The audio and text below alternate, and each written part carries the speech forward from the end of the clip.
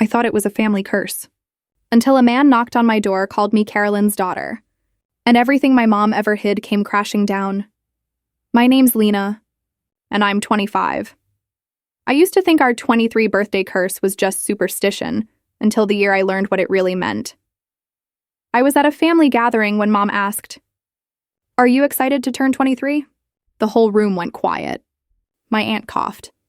My cousins stared at their plates, and my stomach dropped, because in my family, someone dies at 23. It started with my great-grandfather, then my grandmother's sister, then my mom's cousin, every generation, same age, different cause, heart attack, accident, aneurysm, but always 23.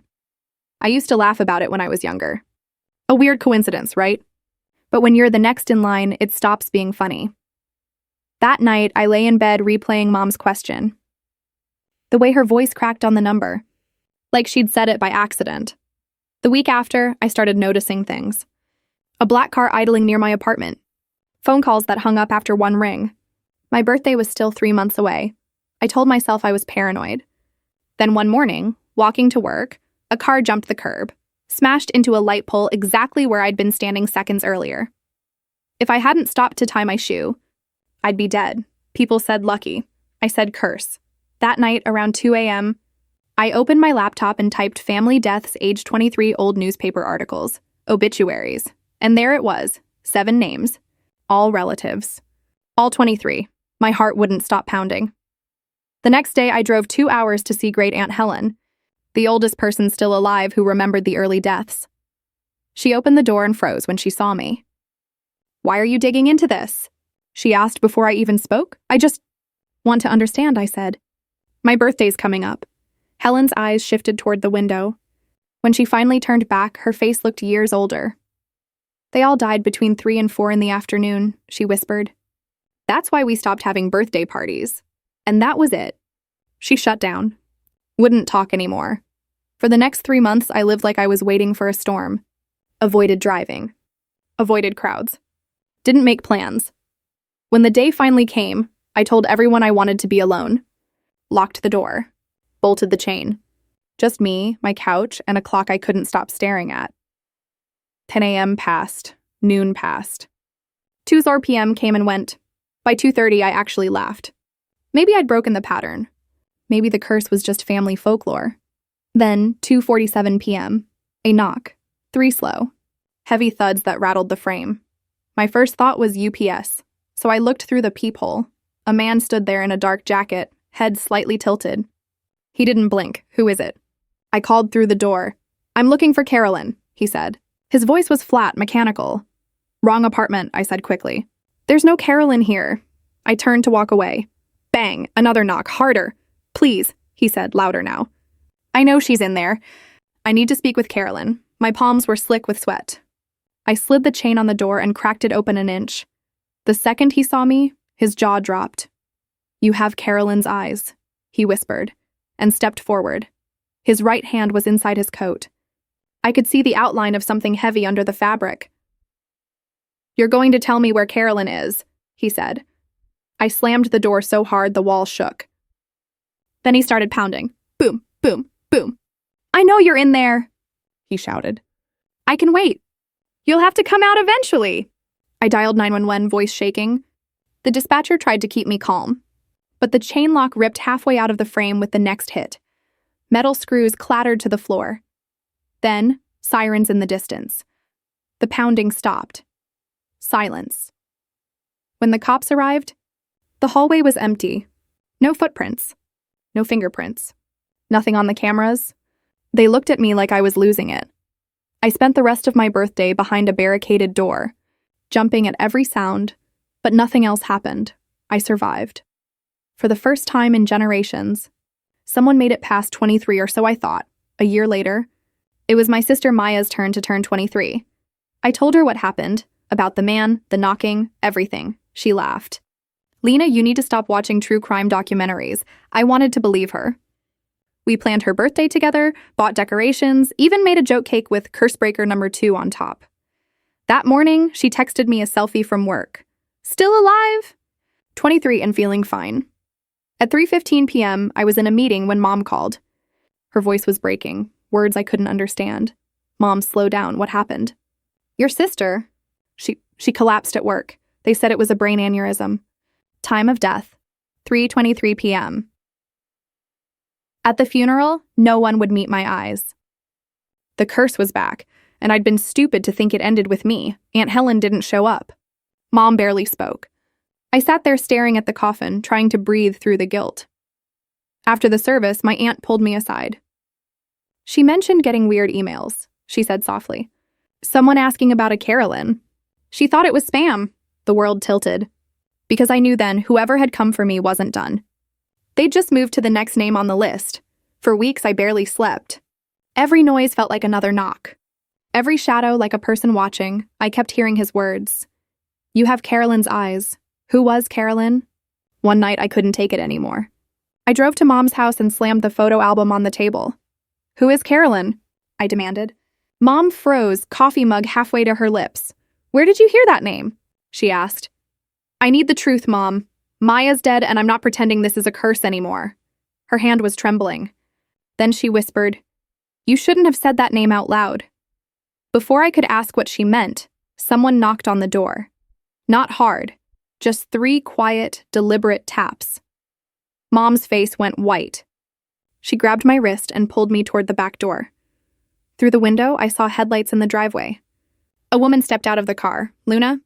Mom breathed. The woman nodded and hurried inside, locking the door behind her. She looked at me like she'd seen a ghost. You must be Lena, she said. You're the one who survived. I had no idea who she was, but Mom did. Her hands were shaking. Luna turned to her. They know, she said. It's starting again. Mom sank into a chair. I just stood there, heart pounding, waiting for someone to explain. Finally, Luna spoke. Your mother's real name isn't what you think. 24 years ago, she was Carolyn Evans. The room went silent. She changed everything, name, records, city, to hide from a man she testified against. The curse? It's not superstition. It's revenge. My knees nearly gave out. Mom buried her face in her hands.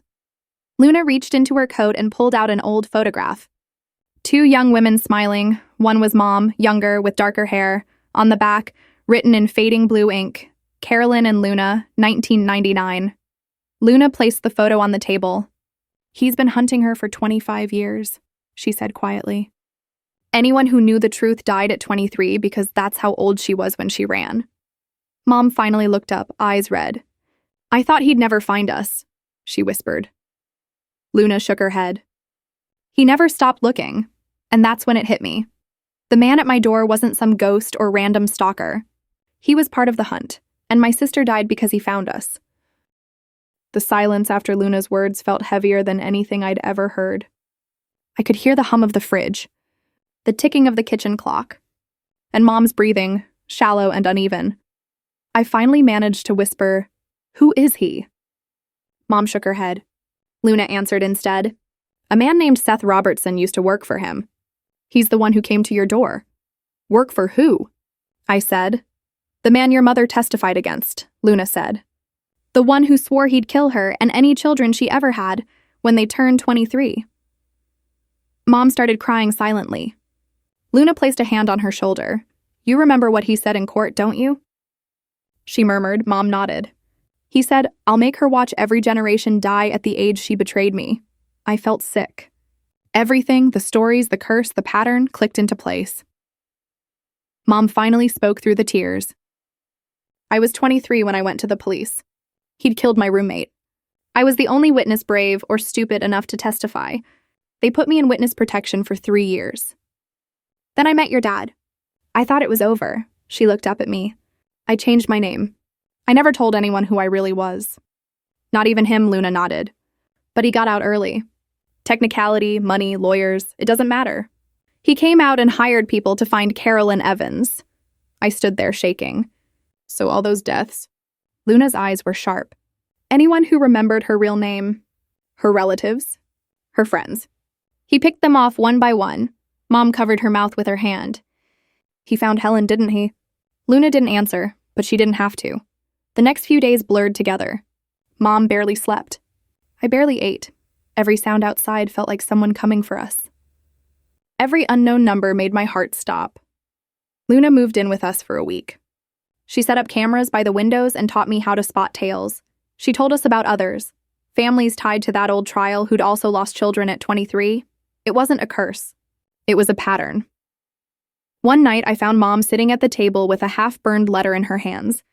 It was a photo of us, me and Maya as kids, with the word soon scrawled on the back. "Where did you get that?" I asked. "It came in the mail last month," she said. "No return address." My throat closed. "You knew something was happening and didn't tell us?" Mom broke down crying again. I thought if I ignored it, he'd stop.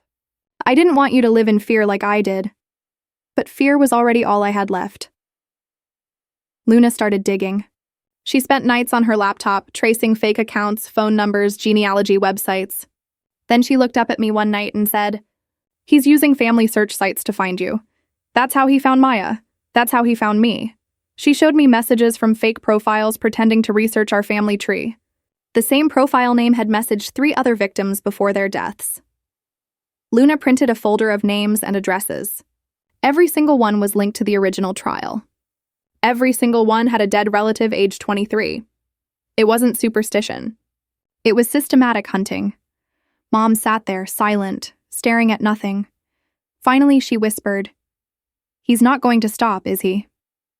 Luna shook her head. "Not until someone stops him." The next morning, we went to the police. We told them everything about the curse, the man at my door, the deaths. They listened for 10 minutes. Then one officer sighed and said, "Without hard evidence, there's not much we can do." Mom slammed her hand on the desk. "You think 7 generations of 23-year-olds dying is a coincidence?" He just gave her that polite, tired smile. "Ma'am, you should probably get a security system." We left furious and terrified. Back at the house, Luna spread papers across the table. Old trial documents. Newspaper headlines. Witness disappears after testimony. Murderer released on technicality. She pointed at one line in the article. Convicted killer Marcus Henderson released after 15 years. That was his name. The man behind all of it. I stared at the photo. Older now, gray hair, same dead eyes as the man who'd come to my door. That night, I couldn't sleep. I opened my laptop and searched his name. Dozens of articles. Business ventures. Fake charities. He'd rebuilt his life like nothing ever happened. And buried in a forum thread, I saw a comment. "Carolyn Evans will pay when her daughters do." The username? Seth R47. At 2 a.m., my phone buzzed. A text from an unknown number. "You should have stayed hidden." I froze. The typing bubble appeared. Then another message, 23 wasn't your time. The next one's already chosen. I didn't reply. I just sat there, staring at the screen, heart hammering, until the words disappeared. Luna took my phone and forwarded everything to her contact in federal law enforcement. She said they'd been trying to build a case on Marcus Henderson for years but couldn't connect the dots. "Now we have a link," she said. You're proof he's still hunting." Mom's hands were shaking so badly she spilled her coffee. "What happens now?" she asked. Luna looked at both of us. "Now we make sure he can't find you again." That night she made us pack emergency bags. Cash, burner phones, flash drives. She showed me how to wipe a laptop clean in 10 minutes. "Just in case," she said. I asked, "You think he'll come for us again?" Luna didn't blink. He never misses twice. For the next week, I didn't go to work. Mom stayed inside, curtains drawn. Luna kept watch from the porch. Then one afternoon, a small package arrived. No return address. Just my name written in shaky handwriting. Inside was a single Polaroid, me and Maya at the park as kids. And on the back, in red ink, Carolyn's daughters. Both marked. One remains. Mom fell to the floor sobbing. Luna picked up the photo and whispered, "He's escalating. He's close." That's when I realized something else. The handwriting on the package, it was the same as on the old photo Mom kept from 1999. He wasn't just sending threats. He'd been watching us for decades. The next morning, Luna said we were leaving town. We packed the car before sunrise. I kept looking out the window, half expecting to see the black sedan from before. We drove for hours. No music, no talking, just the sound of tires and fear. When we finally stopped, Luna said quietly, "This is just the beginning. If we don't expose him, he'll keep doing this to every family connected to that trial." Mom looked at me, eyes full of guilt and exhaustion. I never wanted this for you, she said. I took her hand. I know. But we can't run forever. That night, in a cheap motel room, Luna spread out her files again. Photos, maps, newspaper clippings. We'll start with the others, she said. Find the families.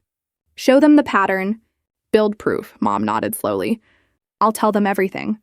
No more secrets. I sat on the edge of the bed, staring at the flickering TV. Somewhere out there, Marcus Henderson was still free. Still hunting. But this time we weren't going to hide. This time, we were going to hunt him back. We didn't sleep that first night in the motel. Luna kept her laptop open, eyes glowing in the dark. Mom sat in the corner, twisting the burned photo between her fingers.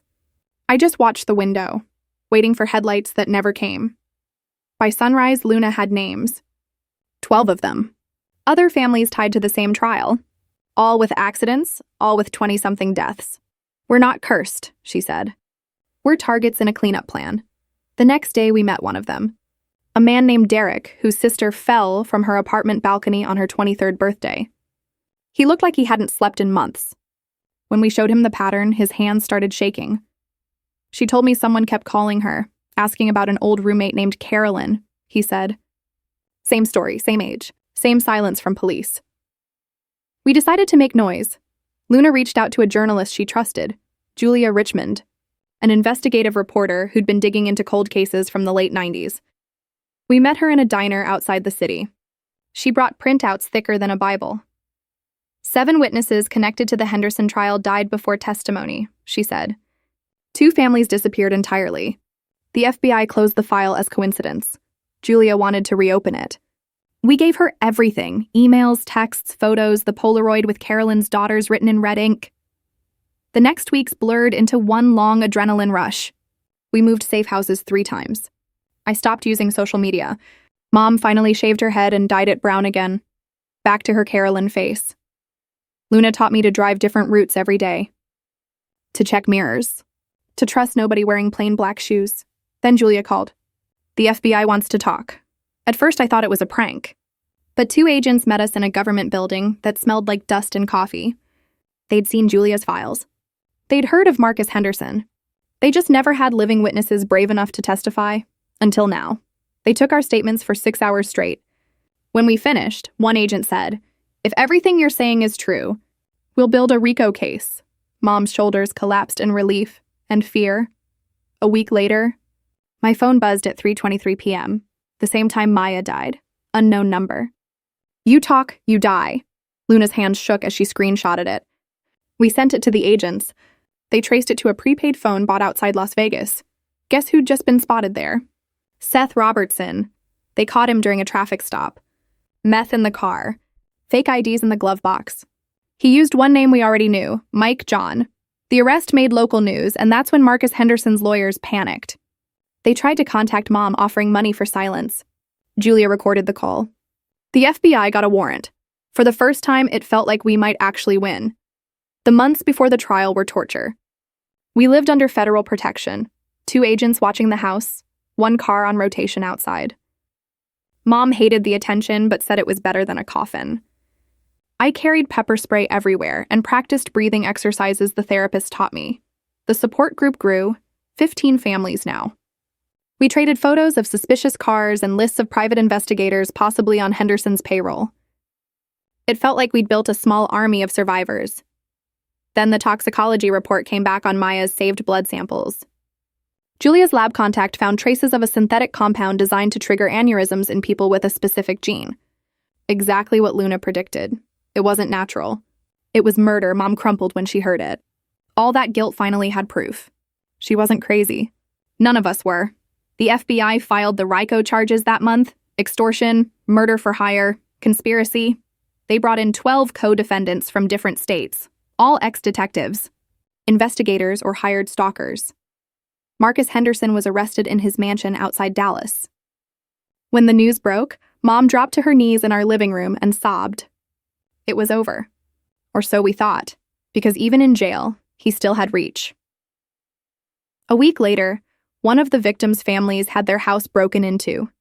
Nothing stolen, just photos left behind, faces scratched out in red pen. A message, "You can't cage a ghost," Luna doubled our security. We added motion lights, cameras, coded locks. Mom slept with a panic button under her pillow. I started self-defense classes. I refused to die running. The trial took almost a year. Julia's article came out the same week. Front page headline, "Decades of Death, How One Man's Revenge Destroyed Families." It went viral. People started sending tips. 2 more witnesses came forward with old voicemails from Henderson bragging about cleaning up loose ends. That evidence sealed the case.